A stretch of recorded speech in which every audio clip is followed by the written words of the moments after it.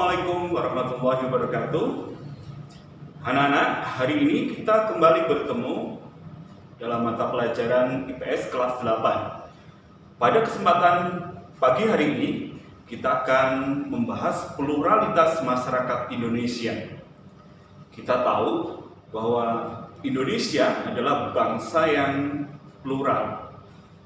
Kata plural berasal dari bahasa Inggris yang artinya jamak. Artinya, pluralitas bisa kita artikan sebagai kemajemukan. Kekayaan dan keragaman masyarakat Indonesia, baik dari suku, agama, ras, pekerjaan, dan lain-lain adalah sebuah anugerah dari Tuhan. Oleh karena itu, kita wajib mensyukurinya dan kemudian kita mempererat rasa persatuan sebagai landasan berbangsa dan negara. Pluralitas bisa diartikan sebagai sifat dari sekumpulan kelompok nilai dan subkultur yang diikat oleh suatu kekuatan nilai yang lebih tinggi, yang memungkinkan masing-masing kelompok dan subkultur itu menyatu dalam sebuah wadah kebersamaan. Dalam konteks Indonesia, maka wadah kebersamaan itu adalah Negara Kesatuan Republik Indonesia. Secara ringkas, pluralisme adalah perbedaan dalam persamaan di Indonesia. Pluralitas masyarakat Indonesia memiliki arti yang sama dengan kemajemukan masyarakat Indonesia. Baik, anak-anak, kita lanjutkan. Apa saja sih ragam pluralitas di masyarakat Indonesia? Yang pertama adalah perbedaan agama. Yang kedua adalah perbedaan budaya. Yang ketiga adalah perbedaan suku bangsa. Yang keempat adalah perbedaan pekerjaan. Dan kelima adalah perbedaan dan fungsi keragaman kebudayaan. Nah, masing-masing perbedaan itu akan kita pelajari bersama-sama. Baik. Yang pertama, perbedaan agama. Kita tahu bahwa setiap agama memiliki tuntunan cara peribadatan yang berbeda-beda. Kita perlu memahami berbagai kegiatan ibadah agama selain yang kita anut. Hal itu sangat penting agar dalam diri kita tumbuh sikap saling memahami dan menghargai atau bertoleransi. Toleransi dalam beragama bukan berarti kita mencampur adukan ajaran agama yang kita yakini masing-masing. Toleransi adalah sikap saling menghormati dan membantu menciptakan keamanan dan kenyamanan umat beragama lain dalam beribadah. Nah, sekarang kita perlu ketahui agama-agama apa yang berkembang dan diakui oleh negara kita.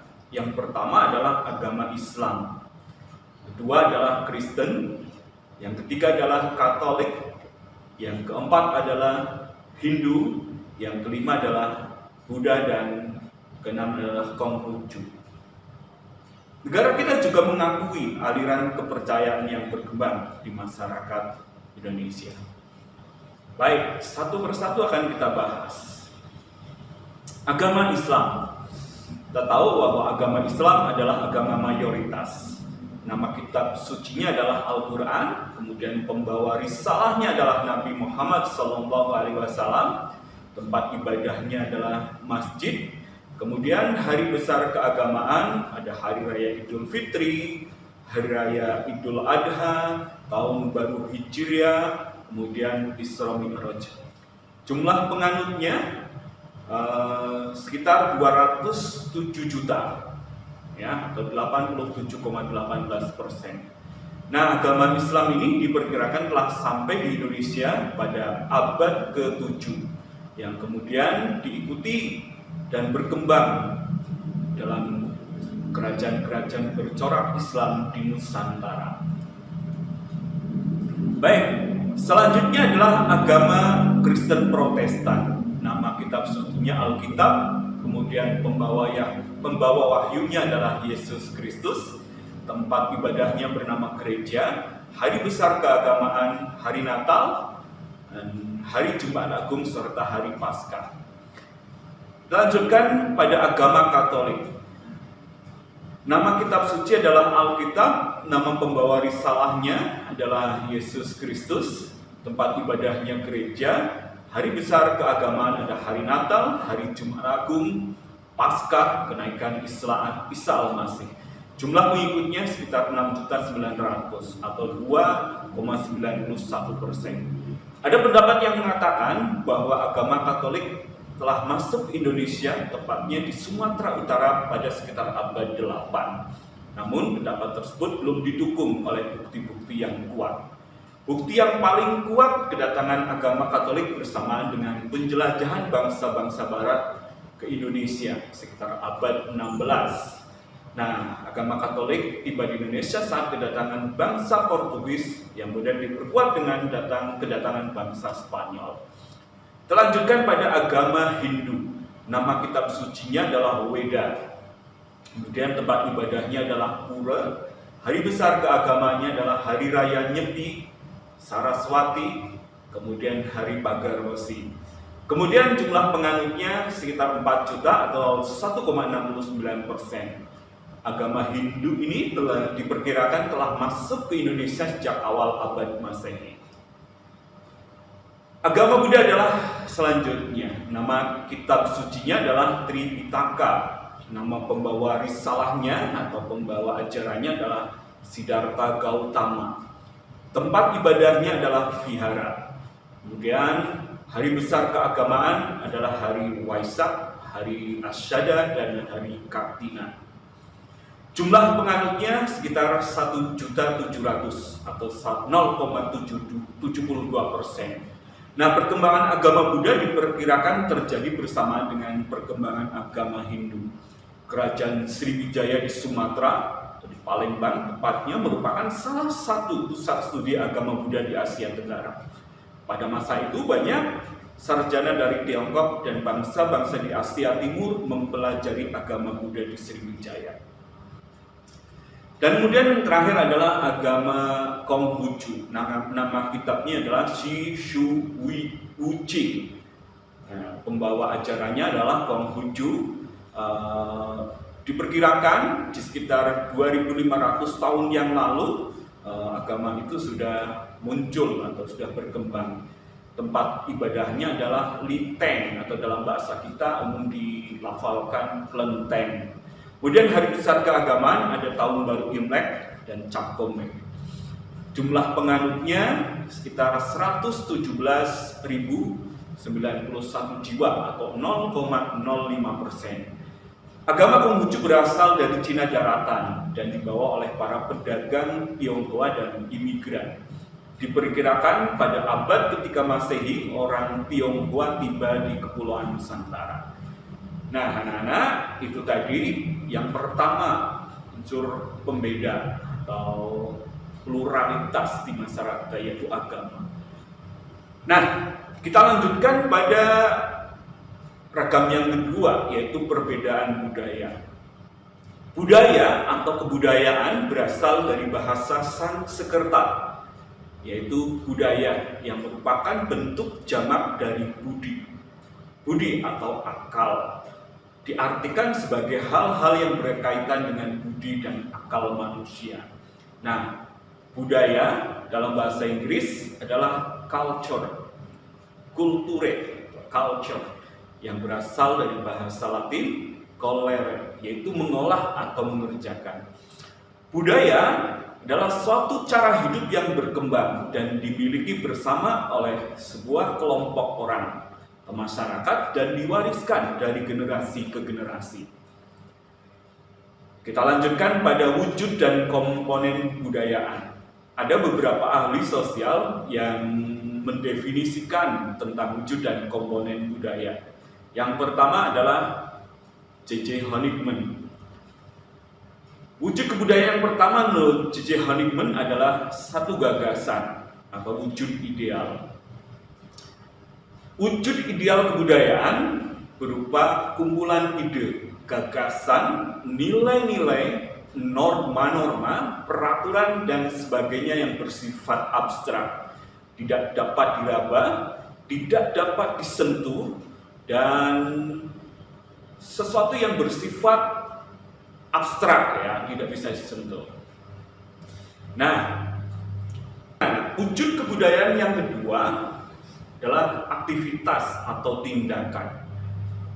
Aktivitas adalah wujud kebudayaan sebagai satu tindakan berpola dari manusia dalam masyarakat kita. Wujud ini sering pula disebut dengan sistem sosial. Sistem sosial ini terdiri dari aktivitas-aktivitas manusia yang saling berinteraksi, mengadakan kontak, serta bergaul dengan masyarakat yang lain. Baik, yang ketiga wujud kebudayaan menurut Hahnemann adalah artefak atau karya. Artefak merupakan wujud kebudayaan fisik yang berupa hasil dari aktivitas, perbuatan, dan karya semua manusia dalam masyarakat yang berupa benda atau hal-hal yang dapat dilihat, diraba, dan didokumentasikan. Lanjutkan pada komponen kebudayaan. Ahli antropologi Kotera menyebut komponen-komponen kebudayaan. Yang pertama adalah kebudayaan material, yang kedua adalah kebudayaan non-material, yang ketiga adalah lembaga sosial, yang keempat adalah estetika, dan yang kelima adalah bahasa. Ada 7 unsur kebudayaan menurut Buncoroniran. Yang pertama adalah sistem bahasa, kemudian sistem pengetahuan, sistem kemasyarakatan atau organisasi sosial, sistem peralatan hidup dan teknologi, sistem mata pencaharian, dan sistem religi, serta sistem kesenian. 7 unsur budaya ini selalu ada dalam masyarakat. Masyarakat menggunakan bahasa, masyarakat menggunakan pengetahuan untuk kehidupannya.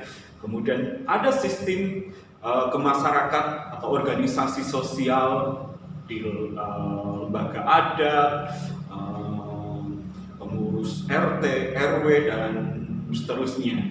Kemudian peralatan hidup dan teknologi. Pada peralatan hidup dan teknologi ini bergantung pada tingkat peradaban kelompok masyarakat tersebut. Ada yang masih menggunakan cara-cara tradisional di kelompok-kelompok masyarakat yang di pelosok, misalkan. Ada juga yang sudah sangat modern. Kita tahu di Indonesia cukup banyak beragam kelompok masyarakat tersebut. Kemudian sistem religi mutlak ada dalam sebuah masyarakat. Dan yang terakhir adalah sistem kesenian. Dan pada faktor penyebab perbedaan kebudayaan, kita tahu bahwa setiap kelompok masyarakat memiliki perbedaan kebudayaan. Nah, ada faktor penyebabnya, anak-anak. Yang pertama adalah faktor adat istiadat.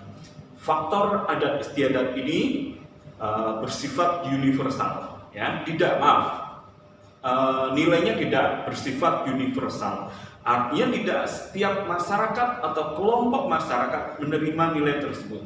Sesuatu yang di kelompok masyarakat sopan misalkan ya, di kelompok masyarakat lain belum tentu dianggap sebagai sopan ya. Nah, nilai antara satu daerah juga dengan daerah lain belum tentu sama. Nah, yang kedua, faktor penyebab perbedaan kebudayaan yang kedua adalah faktor agama. Nah, ini faktor yang paling mempengaruhi norma atau nilai, karena setiap agama berbeda pantangan, berbeda larangan, kemudian berbeda pula tata cara peribadatannya. Faktor ketiga penyebab perbedaan kebudayaan adalah faktor lingkungan atau tempat tinggal. Nah, menarik. Ada orang pesisir dan ada orang pedalaman. Orang yang tinggal di dekat pantai dan orang yang berada di pedalaman, di lereng bukit misalkan, itu biasanya punya cara cara-cara adat istiadat yang berbeda, perilaku yang berbeda. Orang pesisir biasanya lebih terbuka, banter suaranya, keras suaranya. Karena apa? Mereka biasa berhadapan dengan kerasnya lautan. Sedangkan orang di pedalaman biasanya lebih tertutup, biasanya lebih santun, lebih menjaga jarak dan lain sebagainya. Nah, faktor tempat tinggal. Yang berikutnya adalah faktor kebiasaan. Faktor yang dipengaruhi oleh sering atau tidaknya orang itu melaksanakan suatu pekerjaan. Misalkan, biasaannya apa? Orang desa biasa setiap hari berangkat ke sawah. Dia lebih dekat dengan alam. Bandingkan misalkan dengan orang kota yang pekerjaannya setiap hari ke kantor atau ke pabrik atau ke pasar. Nah, adat ini mempengaruhi. Ya. Yang berikutnya adalah faktor tradisi atau budaya. Hubungan antara budaya dan nilai, yaitu satu norma dalam satu masyarakat memiliki perbedaan masing-masing. Dan yang terakhir adalah faktor suku. Kita tahu bahwa suku yang ada di Indonesia itu bermacam-macam. Setiap suku memiliki nilai norma yang masing-masing berbeda. Baik anak-anak, kita lanjutkan pada materi berikutnya terkait dengan pluralitas, yaitu perbedaan pekerjaan. Pekerjaan adalah satu bentuk kegiatan ekonomi ya, yang dilakukan oleh individu atau masyarakat untuk memenuhi kebutuhan. Secara teori ada dua jenis macam pekerjaan, yaitu pekerjaan sektor formal dan sektor non formal. Sektor formal adalah pekerjaan yang dijalankan oleh pelaku usaha resmi, ya, misalkan pegawai negeri, ya, kemudian guru, pegawai BUMN. Ini pekerjaan yang terikat dengan jam kerja. Kemudian ada pekerjaan sektor non formal, yaitu pekerjaan yang dijalankan secara mandiri, tidak tergantung pada pihak lain. Pemilik bengkel misalkan, petani, kemudian YouTuber, ya. Ini adalah jenis-jenis pekerjaan sektor non formal. Pada prinsipnya semua pekerjaan itu mulia. Semua pekerjaan itu saling depend, ya, saling bergantung, saling membutuhkan, sehingga tidak ada pekerjaan yang hina, tidak ada pekerjaan yang mulia. Baik anak-anak, sekarang kita lanjutkan pada peran dan fungsi keragaman kebudayaan sebagai bangsa yang memiliki berbagai macam, berbagai ragam kebudayaan yang luar biasa banyaknya. Kita harus menyadari itu sebagai potensi, ya, sebagai sebuah kekayaan. Nah, sebagai sebuah kekayaan itu kalau kita tidak meletakkannya pada porsi yang seharusnya, maka bisa berpotensi merusak. Banyak sejarah bangsa yang hancur tinggal nama karena kita tidak mampu bertoleransi, tidak mampu menjadikan keberagaman budaya itu sebagai sebuah kekuatan, ya. Nah, peran dan fungsi keragaman budaya yang pertama adalah mengembangkan kebudayaan nasional. Jelas bahwa kebudayaan nasional itu terbentuk dari kebudayaan-kebudayaan daerah, kebudayaan-kebudayaan suku bangsa. Dari kebudayaan-kebudayaan itu kemudian menjadi sebuah kebudayaan nasional. Yang kedua, tertanamnya sikap toleransi. Ya, anak-anak. Kalau tadi Pak Tar bilang bahwa banyak negara yang hancur karena tidak memiliki kemampuan mengelola keberagaman itu, kita jangan mengikuti jejak negara-negara tersebut. Yugoslavia, Uni Soviet, kemudian yang paling up to date mungkin Afghanistan adalah contoh-contoh negara yang sampai hari ini, dua negara, Yugoslavia dan Uni Soviet, sudah hilang dari sejarah. Afghanistan sampai hari ini masih dilanda konflik. Kita tidak boleh mengikuti jejak mereka. Oleh karena itu, tertanamnya sikap toleransi menjadi fondasi agar kita bisa menjadi bangsa yang utuh. Baik, dan yang terakhir adalah sebagai daya tarik bangsa asing. Kita tahu bahwa bangsa asing itu sangat interest, interesting ya, sangat tertarik dengan Indonesia. Kenapa? Karena Indonesia itu kok bisa ya masyarakat yang penuh keberagaman itu tetap utuh sebagai sebuah bangsa rukun. Nah, itu dia. Kemudian saling melengkapi hasil budaya. Kebudayaan sebagai hasil pemikiran dan kreasi manusia tidak pernah sempurna. Nah, keanekaragaman budaya itu harus harus kita bina, harus kita rawat, lestarikan, saling mengisi hingga menjadi sebuah budaya yang sempurna, sebuah budaya yang adiluhung. Dan yang terakhir adalah mendorong inovasi kebudayaan. Inovasi kebudayaan dimaksudkan sebagai pembaharuan kebudayaan untuk menjadi lebih baik, dan lebih baik lagi. Dan bentuk-bentuk inovasi kebudayaan itu dapat terjadi karena akulturasi dan asimilasi. Di pertemuan terdahulu kita sudah membahas apa itu asimilasi dan akulturasi.